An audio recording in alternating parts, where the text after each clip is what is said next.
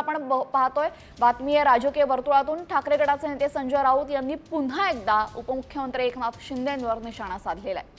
एकनाथ शिंदे किस झाड की पत्ती आहे, त्यांना उत्तर द्यायची काय गरज आहे असं म्हणत संजय राऊतांनी शिंदेंवर हल्ला केलाय। अमित शाह हे भाजपचे नेते आहेत, भाजपच्या नेत्यांवर टीका केली जे महाराष्ट्र लुटतायत, म्हणून एकनाथ शिंदे जे स्वतःला शिवसेनेचे नेते समजतात त्यांना उत्तर द्यायची गरज नाही ना। बघूया जमाल गोटा ते नक्की कोणाला देत आहेत। एक दिवस हा जमाल गोटा एकनाथ शिंदे नाही मिळणार आहे। या जमाल गोट्याच्या गोष्टी आम्हाला सांगू नका। तुम्हाला ईडीचा जमाल गोटा अमित शहाने दिला म्हणून तुम्ही पक्षातनं फुटलात। जमाल गोटा काय असतो? ईडी आणि सीबीआय आमच्याकडे आला उद्या 2 तासासाठी, आम्ही या सगळ्यांना जमाल गोटे देऊ आणि 72 तास संडासात बसवू।